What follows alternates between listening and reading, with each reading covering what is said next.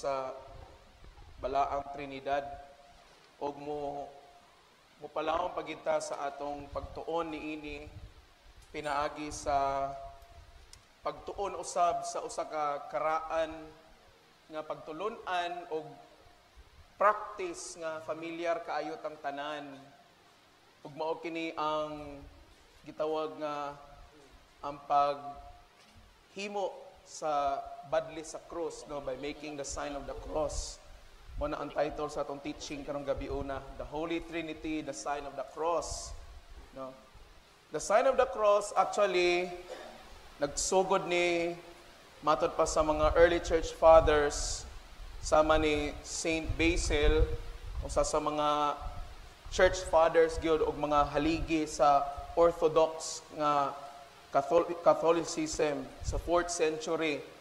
Nag-ingon siya nga ang pagpanguros kuno as early as during the time of the apostles, gihimo na ni siya during apostolic times. Og si Tertullian usab, usa ka lain na pod nga church father around 3rd century, naghisgot siya nga kinahanglan nga atong badlisan sa cross ang atong mga agtang, no? Sa matud pa ni Tertullian, nag-ingon siya nga bisan asa ta paingon diha sa atong pagsulod ug paggawa sa atong mga tagsa-tagsa ka mga panimalay, kung magtaod ta sa atong mga sapatos, kung maligo ta, kung anaa ta sa kan-anan, kung muhigda ta, kung mulingkod ta, bisan unsa man kuno ang atong buhaton, kinahanglan kuno nga atong badlisan ang atong agtang sa timaan sa cross. We make the sign of the cross. Matod pod ni Saint Cyril of Jerusalem, around 4th century, nag-ingon pod siya nga dili ta angayan nga maulaw sa gilansang nga Kristo. Ang cross mao ang atong silyo, okay? Pinaagi sa atong mga tudlo, atong ibadlis diha sa atong mga agtang, atong ibadlis diha sa atong mga pagkaon, sa atong mga ilimnon, sa atong mga buluhaton, sa dili pa ta matulog, inigmata nato sa sayo sa kabuntagon, or kung mopahulay ta, kinahanglan nga atong krusa ng atong kaugalingon. So makita nato nga the signing of the cross sa atong kaugalingon is not something buhat-buhat lang karon nga panahon. Okay? Pero kung atong analyze pag-ayo, no, and I'm sure nga magkasinabot kita aning tanan nga relihiyon, tanan nga mga doktrina niini nga kalibutan, uyon gitang tanan nga ang simbolo sa Kristyanismo mao ang cross. Okay, that the symbol of Christianity is the cross. Uyon ang tanan. Kumbaga, maunay ti mailhan nga ikaw usa ka Kristohanon. Okay? Tungod sa cross. Pero ngano man nga naay mga relihiyon o pagtulunan nga mahadlok manguros. Kung nagkauyon man kata nga ang cross di ay maoy timaan sa atong pagka-Kristohanon. Di ba? It's something kanabang murag bikil ba? Nga uyon man ita nga cross. Pero nganong na may mga tao nga mahadlok manguros, no? Kasagara mga argumento sa mga evangelical, maingon sila nga dili ang pagpanguros sa Katoliko na nga pamaagi. Dili biblical, kay wala kay mabasa sa Biblia nga nag-ingon nga manguros ka. Tinuod man pod. Okay? Pareha sa akong gisulti atong Domingo ba nga wala pud kay mabasa nga word dinha sa Biblia nga Trinity. Pero nagtuo ta nga naibala ang Trinidad. Kay naa may mga references, kumbaga naay mga ebidensya nga naghisgot bahin sa Trinidad. Uni ang Biblia biya kay naapoy word po diya nga cross. Okay? Pero nganong dili mata mo to na? Okay? O nganong mahadlok man sila? Okay? Ingon sila nga patuo-tuo ra man na ang pagpanguros. O ang pinaka-common gyud nga argumento sa tanan, dili daw ta kinahanglan manguros kay ngano kunong atong gibalik-balik paglansang si Kristo, no? Nga nabadhaw naman siya. Okay? So ato nang isgutan karon, no? Matud pa ni Pope Innocence III, usa kini ka Santo Papa sa 12th century. Naghatag siya og instruction mahitungod sa sign of the cross. Lingon siya nga, the sign of the cross is made with 3 fingers. Kinahanglan ko no kung manguros ta, buhaton ko na nato, uban ang tulo nato katudlo. Because the signing is done together with the invocation of the Trinity. Okay, as I said, tulo katudlo, tungod kay nagrepresentar kini sa balaan nga Trinidad. Og naghisgot pagid siya. Yun siya nga, this is how it is done. Ingani ko no manguros, matud pa ni Pope Innocence III. Okay? From above to below, from right to left, no? Gikan sa taas, gadto sa ubos, og sa tuo, paingon sa wala. Og nani explanation niya. Tungod kay matud pa niya, gikan sa taas, tungod kay si Kristo mikanaog man gikan sa langit ngadto sa kalibutan, sa yuta.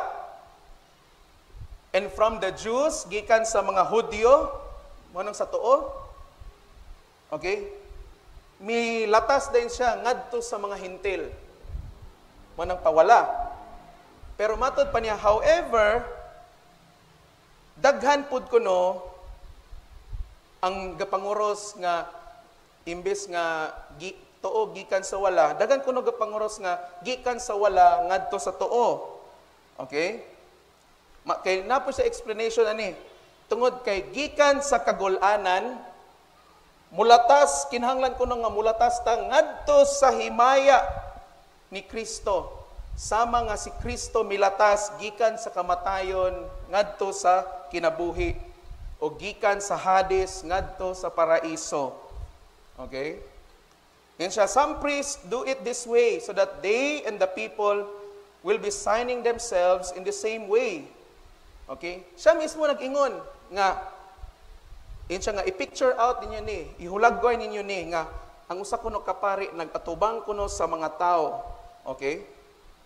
When we make the sign of the cross, kung ang usa kapari kuno mag-atubang sa mga tao, sadya kuno manguros kuno siya, ang makita kuno sa iya, nga mura kuno siya nanguros, gikan sa wala. Na, di ba? Kung matanaw mo nako, wala sa inyong direction, di ba? Pero ang original gid ani, okay, is gikan sa tuo ngadto sa wala. Pero mga igsoon, we're not concerned about that kung asa ta nga direksyon manguros. Okay? Kay dili na mo ang tumong. Bisan gani ang founder sa Protestant Reformation, si Martin Luther, no?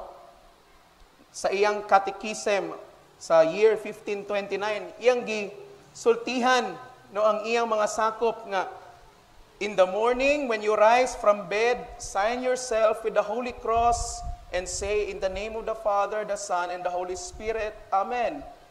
Siya, inigmatan niyo sa buntag, panguros mo, o muingon ka mo nga sa ngalan, sa Amahan, sa Anak, sa Espiritu Santo, Amen. Ingon siya, inigagabi, sa dili pa mo matulog, panguros gihapon mo, o muingon ka mo nga sa ngalan, sa Amahan, sa Anak, sa Espiritu Santo, Amen. Okay? So, again, whether it's from right to left or left to right, it doesn't matter. Okay? But the original, kung gusto ginato litra por litra, the original instruction sa wala pa mabulag, okay? I mean, nabulag na gani kay 12th century na. Kay nagsipak ang simbahan 1054, that is 11th century. Okay? So sa 12th century, nag-instruction si Pope Innocence III nga kinahanglan manguros kuno gikan sa tuo ngadto sa wala. Pero tungod kay naanda na pod sa uban, naanda na pod sa uban, labi na gyud sa Western or Latin Rite. Mayong ganitag Western Rite, mao na ang Roman Catholicism. Mao nang naanda na nila nga gikan sa wala padulong sa tuo. Okay? Sabtan? Uha. Okay? So, technically, the sign of the cross is a sacramental. Ang pagpanguros usa kini ka sacramental. Unsa din ing sacramental? A sacramental is a sacred sign instituted by the church which prepares a person to receive grace and which sanctifies that person. Okay? Let's be clear. Ang sacramental o sacrament lahi. Ang sakramento, 7 lamang. But sacramental, pwedeng daghan. Labaw pas 7. Ang sakramento, mauni ang gitukod sa Dios. Okay? Ang sacramental is butang, gesture, or buluhaton, okay? Nga gitukod sa iglesia. Okay? Gitukod sa iglesia, hinimo, gi-institute, gipasiugda sa iglesia, aron pag-andam sa tao sa pagdawat sa grasya. Also may example ang mga sacramentals. Holy water, it's a sacramental. Istola namo, deacon, pare, obispo, that is a sacramental. Asin, holy salt, holy oil, nga ginabadli sa atong agtang, it's a sacramental. The bells, it's a sacramental. Candles, they are sacramentals. Okay? Ganun na yung sacramental tungod kay they have been instituted, pinaagi sa mga pag-ampo sa simbahan by the prayers of the church. Okay? So, kining pagpanguros also is a sacramental. This gesture has been used since the earliest times of the church to begin and to conclude prayer and the Mass. Munang panahon sa misa, magsugod ang misa, manguros ta. Mag-end ang misa, manguros ta. Okay, this is ancient practice. Okay, kanatong tanan. Now, ngano man nga manguros ta? Why do we make the sign of the cross? Okay? Maybe some of us, wala kita kabalong, ano manguros ta? No? Contrary to the claim sa uban nga ang pagpanguros makapa-imperno, no? Atong gibalik-balik og patay si Kristo. Okay? Mama na permigid ang argument sa mga evangelicals. Okay? Number 1, why do we make the sign of the cross? To remind us of the Blessed Trinity. Aron nga mahinumdum ta sa balaang Trinidad. Di ba? Okay, during the signing of the cross, we invoke the name of the Trinity. In the name of the Father, Son, Holy Spirit. Amen. Okay? Aron nga mahinumdum ta. Okay? Di makamuingon diya nga in the name of Jesus. Amen. Makaduha na. Okay? Ikaduha nga rason, we make the sign of the cross to remind us that the Son of God, Jesus Christ, died on a cross for all men. Aron nga mahinumdum ta nga ang anak sa Dios nga si Jesucristo namatay didto sa cross alang sa tanan. Okay? Kay kaniadto ang cross usa kini ka simbolo sa pagpakaulaw. Di ba? Kaniadto ang pag-ilansang ka sa cross but pasabot nakahimo ka og grabe nga sala, makauulaw nga sala. Pero sa diha nga si Kristo ang gilansang sa cross, dili kato pagpakaulaw ang iyang himo. Kundili mao kato ang nagpamatuod nga kita iyang giluwas. Amen. So, ayaw magtuoan ang moingon nga maimperno ta kung manguros ta or gibalik-balik natong patay si Kristo kay dili man nato imposible gid kaayo nga mapatay nato si Kristo pinaagi sa pagpanguros. Okay? Don't believe on those things. Christ made the cross a thing for glory. Okay? Gihimo ni Kristo ang cross nga simbolo na karon sa kahimayaan. Okay? Mabitaw nga ang example ni Kristo is ningon siya in Mark chapter 8 verse 36. Ingon siya nga, if you wish to follow me, you must deny yourself, take up your cross and follow me. Kung buot ka mo mosunod nako, kinahanglan nga isalikway nimo ang imong kaugalingon ug pas-ano ng imong cross. Dili aron nga maulawan ta. Kun dili aron nga makig-ambit ta niya nga nipas-an gihapon sa cross. Kay ang cross karon dili na simbolo sa kaulawan, kundi simbolo na sa atong kaluwasan. Amen. Mana nga, we strongly encourage you sa inyong mga panimalay. Gwapo gyud kay tan-awon ang balay nga na ay bisag isa lang kabok cross. Butangin na inyong balay og cross. Kanang na ay crucified Christ, kanang na ay Kristo nga gilansang. Kanang na ay crucifix ba? Okay? Butangin na inyong balay. Kay aron magpamatuod og kamo nga tagbalay makadumdum mo pod sa kaluwasan nga inyong nadawat gikan sa Dios. Okay? Ikatulo, why do we make the sign of the cross? To stir up our faith. To activate our faith. Okay? The cross reminds us of our faith in the Lord Jesus. Ang cross nagpahinumdum kanato sa atong pagtuo ngadto sa Dios. Okay? That's why in most healing sessions performed by the church, aside sa gitawag nga healing oil, naagyoy cross nga naman nga ibutang sa itapion sa tao nga nagmasakiton. Nga naman to remind ang tao nga nasakit nga by the power of the cross, okay, giayo na siya sa Dios. Di ba? Sa ingon ni Kristo nga pinaagi sa iya kunong mga labod, iya na kitang giayo. O kana nga labod ni Kristo, and by the wounds of Jesus, dito na niya na-experience sa cross. Okay? In every sessions we have in our exorcism ministry, the cross is a very powerful weapon. Okay? Ang cross, pag imo nang ipakita sa tao nga yawaan, dili na makatan-aw sa cross. Ting-ana sila kahadlok sa cross. Ibutang nimo na sa ilang ulo, bugat na sa ilang pamati. No, init kaayo na. Okay? Muingon dayon ang pari dayon nga Ecce Crucem Domine. Okay? Behold the cross of the Lord. Okay? Pakita niya ang cross to symbolize nga pinaagi ni ini nga cross, no, gibuntog sa Dios ang gahom sa kangit-ngit o sa kaaway. Mo na nga it reminds us of our faith. Every time we see the cross, makino-out nga makadumdum ta sa atong pagtuo sa Dios. Ikaapat nga rason, why do we make the sign of the cross? To strengthen our hope, aron palig-uno ng atong paglaom. Okay? Aron nga mahinumdum ta nga pinaagi sa cross, nakabaton kitag paglaom sa atong kinabuhi. Kay ang gilansang diha, wala nagpabilin diha sa cross, kundi na banhaw siya. That's the hope. O ang ikalima nga rason, to kindle and feed our charity, aron ipadilaab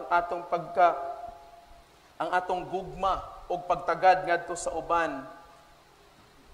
Every time we make the sign of the cross, we recall the unlimited love of God for us. Every time nga manguros ta, hinaot nga mahinumduman nato ang walay limit nga gugma sa Dios para kanato. Diba? And we determine to return love also to God. Mauna, mga igsuon nga, the cross is also a symbol of love. Okay? Mauni, simbolo sa gugma sa Dios kanato. Kay kinsay tarong nga tao karon sa atong panahon nga willing magpakamatay para kanatong tanan pinaagi sa cross. Wala. Okay? Mabitaw nga ingon si Kristo in John chapter 15 verse 13. Greater love is this, that a man would lay his life for his friend. Ang pinakadako di ay nga pamaagi to express our love is kung ihatag nato ang atong kinabuhi para sa uban. And Jesus did that. Gihimo na ni Kristo. Okay? Nakabalo ba mo nga ang katuyuan ni Kristo dinhi sa kalibutan? Usa ra gyud. To die on the cross para kanatong tanan. That's it. Maura na. Okay? That was the begotten or the sole begotten mission of our Savior to die on the cross for us. The rest, katong uban, okay? Dili to siya maugyod ang iyang tumong. But, ang pinakatumong niya is to die on the cross for us. So, nahibaw na nato nganong manguros ta. Karon, let's discuss when to make the sign of the cross. Kanus aman ta manguros. Okay. Number 1, we make the sign of the cross when we are in public worship or in the church. Diba? Every time we come to church, no, this is a good practice nga hinaot nga atong mabatunan tanan. Every time we come to church, when we enter that door, sa diya mo sulod taan nga pultahan. Okay? Let's make it a habit nga we make the sign of the cross together with the holy water. Okay? Naman tayo mga holy water fonts diha sa kilid. Okay? Atong tusno ang atong tulo ka tudlo, and then we make the sign of the cross. We entered and then lingkod dayon ta. Kaya ba nato nabuhaton? Kaya nato nabuhaton, di ba? Sayo na kayo. And then as I said earlier, pag sugod sa misa, manguros ta. Pag end sa misa, manguros gyapon ta. Okay? During the 9th century, dinhin na yun na-incorporate nga during the gospel reading, manguros na punta, di ba? During sa pagbasa sa Ebanghelyo, di ba? Maingon ang deacon, hinloe ang among mga hunahuna, among baba, o among mga kasing-kasing. We make the sign of the cross sa atong agtang, sa atong baba, o sa atong kasing-kasing.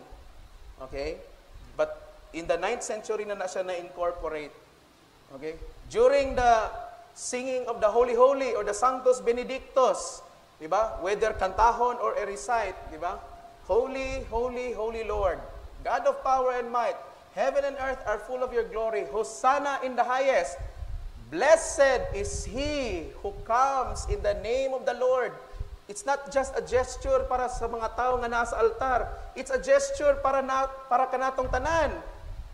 Sabtan? Okay? Take note of those. Okay? During the blessed is he who comes in the name of the Lord. Okay? Nganong we make the sign of the cross during that time? Because the saints in heaven are with us. Ang mga anghel o mga santo sa langit, kauban nato sa Eucharistia. Okay? So, that is why nga, it's not funny to make fun nga kanang magmisa nga isa ka buok tao or walay tao. It doesn't matter. Tungod kay all the saints and the angels in heaven are present every Mass. Okay? And we acknowledge, o pinakalabaw sa tanan, the presence of the Holy Trinity naa kanato every Mass. Amen? Every Eucharist, kauban nato. Okay? Ikaduha, when to make the sign of the cross, kanus amata manguros? When we begin and end our personal prayers. Sa diya mag-ampo ta, di ba? We make the sign of the cross. Ay, ginmo, labi na kay kita. Klaruhon ginato ni, dili mo mga evangelical, dili mo mga, unsa ng mga kultuha diya, mga katoliko ta. Ha? Mga katoliko ta. Klaruhon na to na. Katoliko ta, pero dili ta under sa Romano Katoliko. Under ta sa CAC. Sabtan? Okay? Let's make it a habit, gyud. Mag-ampo ta, manguros gid ta. Okay? Magsugod tag-ampo in the name of the Father, Son, Holy Spirit. Amen. Pag mag-end ta sa ato pag-ampo, manguros gyapon ta. In Father, Son, Holy Spirit. Amen. Ikatulo, when to make the sign of the cross? When passing a church to honor Jesus present in the Blessed Sacrament. Di ba? Kumulabay tag simbahan, no? Whether, example, mga estudyante, gikan mo sa eskwelahan, o niya, nangani mo og pantalan. Siyempre, malabyan man ginato ang simbahan. No? Okay? Mulabay kita simbahan, either natas gawas or natas sulod, We make the sign of the cross to honor the blessed sacrament nga naa ani nga simbahan. Okay? Where is the blessed sacrament? Asa man ang balaang sakramento sa lawas sa dugo ni Kristo? Naa sa tabernacle. Okay? So we honor that. Bisan kaning mulabay mo din sa Santa Rita. Okay? You make the sign of the cross. Bisan dili ta membro niana. Okay, this is not for members only. Nga kuan. Tungod kay ang presensya ni Kristo sa iyang lawas og dugo naapod anang simbahana. Pero kung nilabay mo simbahan ni Kibuloy, bala pag mangluwa-luwa mo diha, okay ra. Bisan pagpahiran pa ninyo nagkalungat ninyo, ay lang pod. No? Ayun lang sad. Diba? What I'm emphasizing is, kung asa ang presensya ni Kristo pinaagi sa Eucharistia, especially in the Blessed Sacrament, we make the sign of the cross aron mutahod anak nga presensya. Ikaupat, when you hear a siren, to pray for those in danger of death. Kanang ambulansya bitaw, di ba nasa mga ambulansya nga magwangwang bitaw? Usog kayo, overtake na yan, kay emergency. No? We make the sign of the cross. Say, mamadlong o uban, ay, mo na magipatay. Uy, wala mo na ito nagipatay. No? We make the sign of the cross aron nga to pray for them kung kinsa nang naa sa sulod anang ambulansya. It's either ambulance, fire truck, no? Anything. Ayaw lang ng convoy ni Mayor ha sa presidente. Issue. Naikuan. Ayaw. No? Kana na, ambulansya, fire truck, no? To pray for those who are in danger of death. Especially kanang ambulance, common gid kay nato, no? We make the sign of the cross for them. Kung mulabay ta og menteryo, ikalima, when passing a cemetery, no? To pray for the souls of the departed. Imagine, una-unaan ang atong pagpanguros, okay? Kung mulabay tag menteryo, it's like praying sa mga kalag, sa mga anaan ng menteryo nga niuna na nato. To pray for the souls of the departed. Okay? Pero dili nabot pasabot nga dili na mo magpamisa or mosimba panahon sa kalag-kalag kay mangurusa na lang mo da sa inyong balay. Kay pwede ra man din mangurusa na lang ko na ni ato bangon ko na lang listahan sa akong mga loved ones nga panahon na tagaan ko ning panguros kada isa. Dili sad pwede, no? Maigsoon, wala gyapon makalabaw kung atong pamisahan ang atong mga loved ones nga miuna na. Okay? Very powerful kayo, no? Sige lang kay mo abot ang mga siguro mga adlaw nga makatakol ra gyapon nato ni kaning gitawag nga praying for the dead, no? Is this not idolatry or unsa? Okay? Very powerful kay ni. So just kumulabay tag menteryo pero I'm sure wa man say natong maglaag-laag og menteryo, no?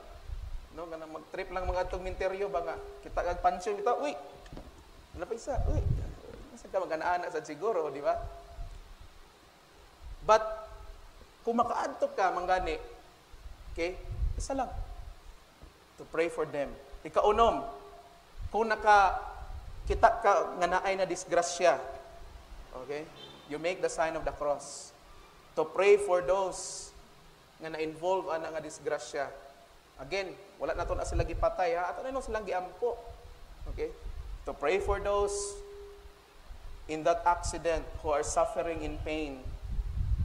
Ug ang ikapito, when you are spiritually attacked or under temptation. Kung giatake ka spiritually or naa ka sa pagsulay karon nga panahon, nag-struggle kay ka unsaon pag-overcome. Okay? The cross as a sacramental himua. Make the sign of the cross. Okay? Actually, daghan kay ni, pero ako lang i-highlight ning pito. Kay these are very practical nga mga sitwasyon when to make the sign of the cross. So, again, okay? When to make the sign of the cross, panahon sa mga pagsimba, during sa atong personal nga mga pag-ampo, kumulabay ta sa simbahan in honor of the Blessed Sacrament, kung naay siren, like an ambulance or fire truck, na nag-siren, okay, to pray for those in danger. Kumulabay ta sa cemetery to pray for the souls of the departed. Kung naka-witness tag disgrasya or aksidente, to pray for those nga involved. And ikapito, when you are spiritually attacked or under temptation. Okay? Based on the signing of the cross is not a joke. Dili niya tiyaw-tiyaw. Again, as I said earlier, this is a sacramental. So there is grace. Okay? We prepare ourselves. Okay? For that grace. And mauna nga, in order to respect the Blessed Trinity, atong ayuhon gyud ang atong pagpanguros. No? Dili ta manguros kung nakuyawan ta, no? Or naka-receive ka og bad news. Hoy, Diyos ko, usa man ni. Di ba? Dili ta na. Let's not play on these things. I tell you. Dili ta magdula-dula aning mga butanga. Tungod kay this is a sacred act, balaan ni nga buluhaton. Okay? And the sign of the cross is also a powerful reminder that the presence of God is always with us. Sa diyang manguros ta atong gipahinumduman ang atong kaugalingon nga ang presensya sa Dios kanunay nga nag-uban kanato. Okay? That's why I said datong Sunday, if we make the sign of the cross, ato ging isulti, no? In the name of the Father and of the Son and of the Holy Spirit. Amen. Okay? Ika ng mga mananambal, kusog man po kina sila mo, litok po, lahi lang po na ilang Trinity nila, naman po na sila Trinity. Ambot kinsa na ilang Trinity, nalimot na po. Ina. Marag nato yung mga Alo Akbar, ambot sa to Basta, na sila Trinity gihapon. No? But kita nga mga Kristohanon, okay, this is very sacred for us.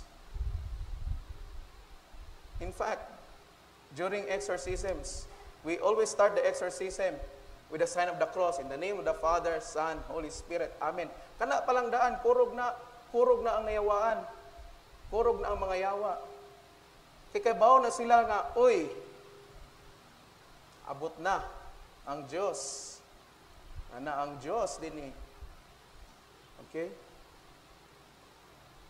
May all of us truly love the cross. Hinaot na kitang tanan, mahigugma ta sa cross.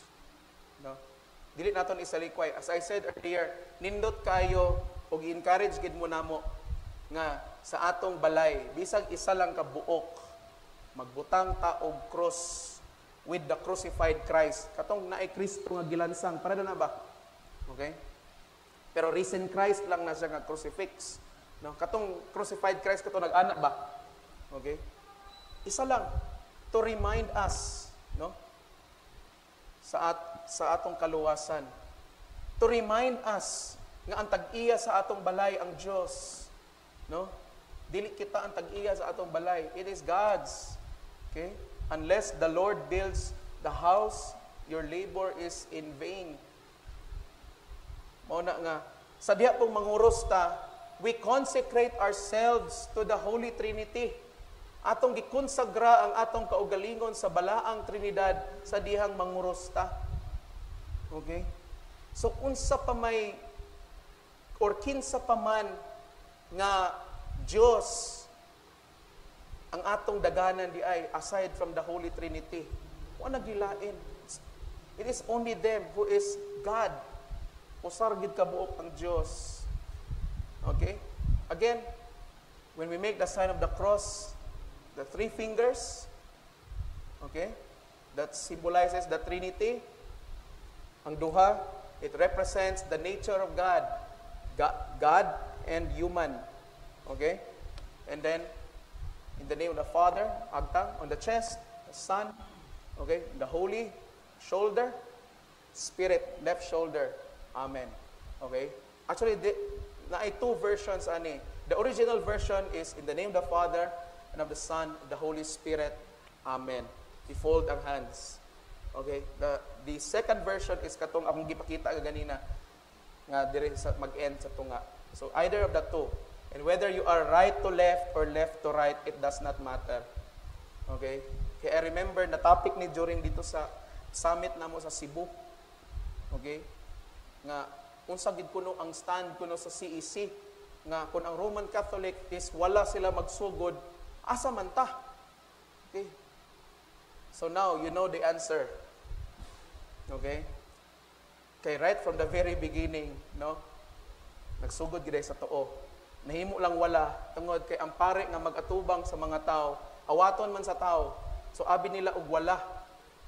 Okay? And then until naanda na and himo na nga decree nga all Western Rite or all Roman Catholics when they make the sign of the cross sa wala magsugod. Okay? Dili na magmatter igsoon. Ang importante sa pag magkabali-bali na. Okay? Ang importante nga cross gid ang porma, no? Kay you have to understand nga in the liturgy, sa liturhiya, everything has meaning. Tanan nga action, tanan nga gesture, tanan nga lihok, naa nay meaning sa liturgy. Okay? Ang CEC is a sacramental liturgical church. Meaning, okay, aside that we believe on the 7 sacraments, we have the liturgy. So every movement inyong makita, every gesture inyong makita, naa nay meaning nga nagtudlo mahitungod sa Dios or nagtudlo ngadto sa Dios. Okay? So, sabtan? So, hopefully nga we can apply that no sa atong tagsa-tagsa ka kinabuhi. So, announcement. Hapit na ang atong gitawag nga